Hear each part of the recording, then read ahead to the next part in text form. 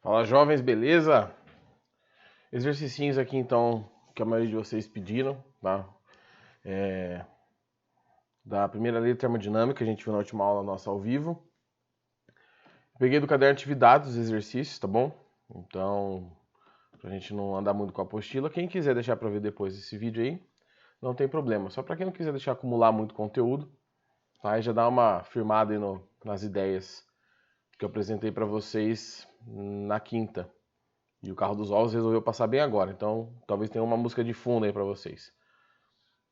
Então, o primeiro exercício fala o seguinte: um sistema termodinâmico recebe 100 calorias da energia térmica. Então, eu tenho uma quantidade de calor recebida de 100 calorias. E realiza um trabalho de 500 joules. 500 joules. Considerando que uma caloria é 4 joules, a energia interna do gás. Bom, se uma caloria é 4 joules, eu vou multiplicar esse valor aqui por 4. E a quantidade de calor que ele recebeu foi de 400 joules. Tá? O trabalho é positivo porque ele realiza o trabalho. Então, o gás faz o trabalho é positivo. Para achar a energia interna, a quantidade de calor 400, o trabalho é 500 mais ΔU. Então, ΔU é de 100 joules. Opa, de menos 100 joules, né? Menos 100 joules. O que significa esse menos aqui, esse negativo? Que a energia interna diminuiu, ou seja, que a temperatura do gás diminuiu também. Então, o que acontece com a energia interna do gás? Ela diminui 100 joules. Tá? Se tivesse diminuir a temperatura, diminui, estaria correto, mas aí não tem essa informação, então a alternativa correta, a alternativa C. Próximo exercício, o exercício 2. Dentro de um recipiente provido de um êmbolo que pode se mover livremente, ou seja, pode existir variação de volume, acondiciona-se um gás.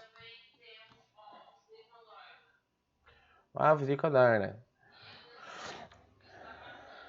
Pode-se afirmar corretamente que... Nunca vi alguém comprar ovo tanto igual o povo dessa rua aqui. Toda sexta-feira para o carro dos ovos aqui. Alguém compra uma caixa de ovo. Eu vou esperar um pouquinho, já volto, peraí. Aí, tá indo embora. Vamos continuar. Então, 1. Ao ceder certa quantidade de calor para o sistema, o êmbolo pode variar sua posição. Então é o seguinte. Na primeira alternativa, a gente vai analisar aqui. Se ele cedeu uma quantidade de calor, quer dizer que o calor aqui é negativo. Esse termo aqui é negativo. Então, quais são as duas possibilidades? Tá. Se ele cedeu energia para o sistema, esse termo é negativo.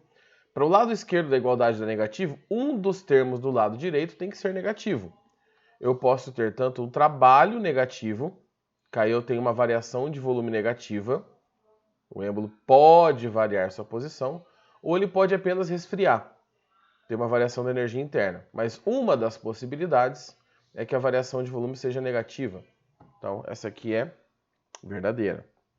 No caso que o êmbolo seja forçado rapidamente, ó essa informação, rapidamente, de modo que seu volume interno diminua, a temperatura do gás aumenta, mesmo que o sistema esteja isolado termicamente. Quando ele fala rapidamente, eu estou falando de uma transformação adiabática. Então, adiabática, o que é zero? Tá? Ele fala que o volume diminui. Então, eu tenho aqui um trabalho que é negativo, mais o ΔU. O que acontece quando eu passo ΔU para lá?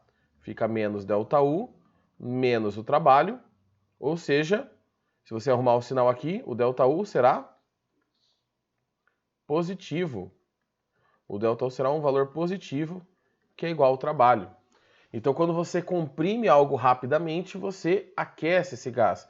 Quem já encheu bola com aquelas bombinhas de mão sabe.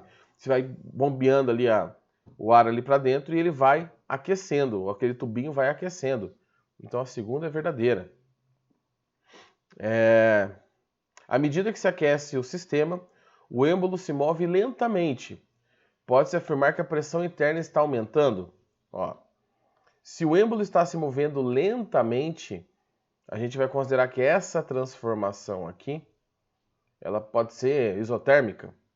ΔU igual a zero.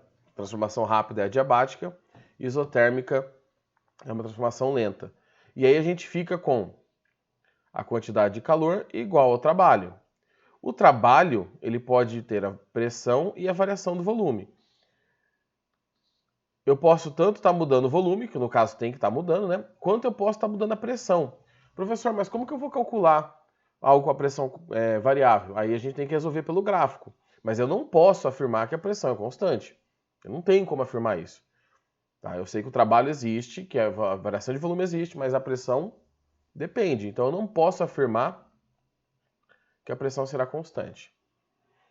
Considerando que uma fonte externa de calor, considerando que uma fonte ceda calor e não seja realizado trabalho pelo êmbolo, o sistema pode explodir. Tá, vamos lá. Estranha essa alternativa, né? Mas vamos ver. O que acontece se ele está cedendo calor, está recebendo calor, né? O sistema externo cede calor para o gás recebe calor, que é positivo. Não seja realizado o trabalho. Então o trabalho aqui é zero, sobra um ΔU. Toda a quantidade de calor vira aquecimento. Você pode aquecer tanto essas moléculas que aí o que acontece? Você vai aquecendo essas moléculas, elas estão ganhando velocidade, energia cinética média. Com isso elas colidem com mais intensidade nas paredes do recipiente. E isso faz com que aumente a pressão e aí você pode explodir. É basicamente a panela de pressão, né? Então essa aqui é verdadeira, só que a panela de pressão ela não é feita para explodir. Então 1, 2 e 4 verdadeiras. Certo? Próximo exercício. Em um sistema termodinâmico ideal, um gás sofre uma transformação isobárica, pressão constante, de 1000 newtons por metro quadrado. A pressão, tá? 10 a terceira, 1000.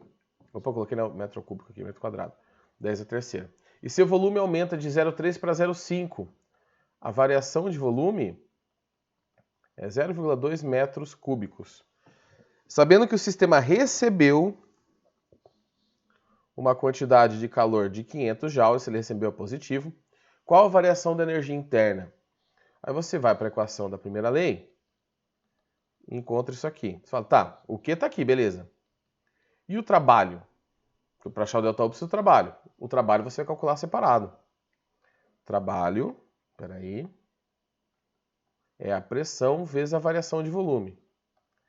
A pressão é 10 a terceira, a variação de volume é 0,2. E o trabalho vai dar 1000 vezes 0,2, 200 joules. Aí você coloca um 200 joules aqui, mais ΔU. Então, ΔU igual a 300 joules. Então, a variação de energia interna é igual a 300 joules. Tranquilo, né? Só a primeira lei sozinha é bem... Tem um exercício aqui que é um pouquinho mais cabeludinho, mas nada aqui. Oh, meu Deus. Vamos para o próximo. Esse aqui, eu acho que esse aqui é o mais chatinho de fazer. Deixa eu dar uma olhada no próximo. É esse mesmo. Mas também, Federal do Rio Grande do Sul. Considere um processo adiabático, em que a quantidade de calor é zero, o qual o volume do gás ocupado pelo gás ideal é reduzido a 1/5 do volume inicial. Então vamos anotar aqui do lado, outra cor. O volume final é 1/5 do volume inicial. E aí eu vou falar que o volume inicial é V0. É correto afirmar. Bom, não existe troca de calor no sistema, né? O volume diminuiu. A energia interna do gás diminuiu. Tá? Se o processo é adiabático, o que eu tenho? Vamos analisar primeiro pela primeira lei da termodinâmica. Q igual ao trabalho mais ΔU. Vou zerar o Q aqui. Trabalho mais ΔU. Então, o trabalho é igual a menos menos ΔU, ou que o ΔU é igual a menos o trabalho. Tá? Certo? O que eu quero que vocês entendam? Tem duas possibilidades. Professor, mas é a mesma coisa? Sim, é a mesma coisa. O que aconteceu com o volume? O volume diminuiu. Então eu tenho uma situação em que o trabalho é negativo. Eu vou desconsiderar essa possibilidade e vou analisar essa aqui. Professor, por que você sabe que o trabalho é negativo? Porque o volume diminuiu, trabalho é pressão vezes variação do volume. Então, se o volume diminui e o trabalho é negativo, o que acontece com a energia interna?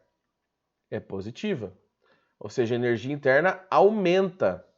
Então, se a energia interna aumenta, a temperatura aumenta. Tá? Então, a primeira está errada duas vezes. Que a energia interna aumenta e a temperatura também, porque é uma compressão. A razão T sobre P, onde T é a temperatura e P é a pressão, torna-se 5 vezes o valor inicial. Aqui eu tenho um Povotó PVT, olha só. Povotó PVT, tá? Então vamos ver o que aconteceu aqui com T sobre P, ele quer. Tá? Então eu vou passar o T para cá, vou fazer assim, ó. O T para cá, o P para cá, é igual. Vai o T0 para lá, o P0 para cá e fica a razão dos volumes. Tá bom? Eu só isolei o T e o V para o T e o P, desculpa, para cá. E aí passei do outro lado pro lado de lá. Então, vamos ver. T sobre P é igual a T0 sobre P0. O volume final é 1/5 do volume inicial. Então, é 1/5 do volume inicial dividido pelo volume inicial. Então, T sobre P é igual a 1/5, que é o que sobrou ali da fração, de T sobre P0. T0 sobre P0. Espera aí. Então, esta razão se torna 5 vezes maior? Não, se torna 5 vezes menor. Ficou com 1/5 multiplicando. Então, ela é 5 vezes... Cadê? Ele falou 5 vezes é maior, né? 5 vezes menor que o valor inicial. A pressão e a temperatura do gás aumentam. E agora? Como que a gente vai resolver isso aqui? Se a pressão e a temperatura do gás aumentam, como que eu vou determinar essa informação?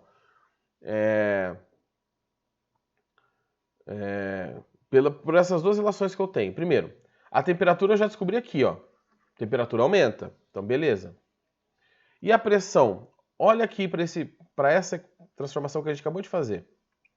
Tá vendo que em relação à final eu tenho inicial e eu tenho 1/5? Significa que a razão entre T sobre P é de 1/5. Ou seja, esse termo de baixo, aqui ó, esse P de baixo, ele aumentou mais do que a temperatura. Por que eu sei disso?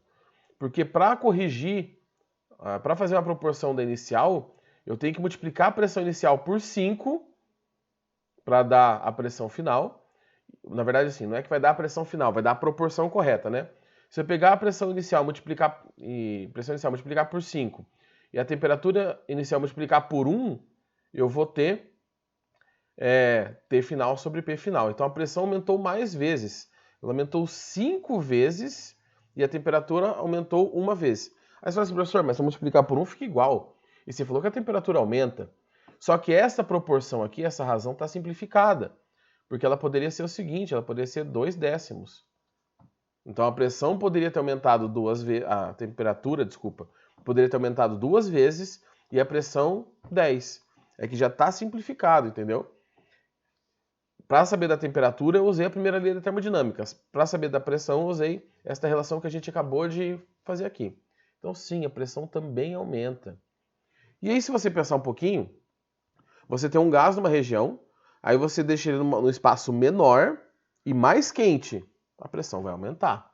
Tá? Esse é um outro jeito que você não vai envolver equação nenhuma para pressão. Se você tem o mesmo gás com mais energia, as moléculas com mais energia, você tem mais pressão, tá? No espaço menor.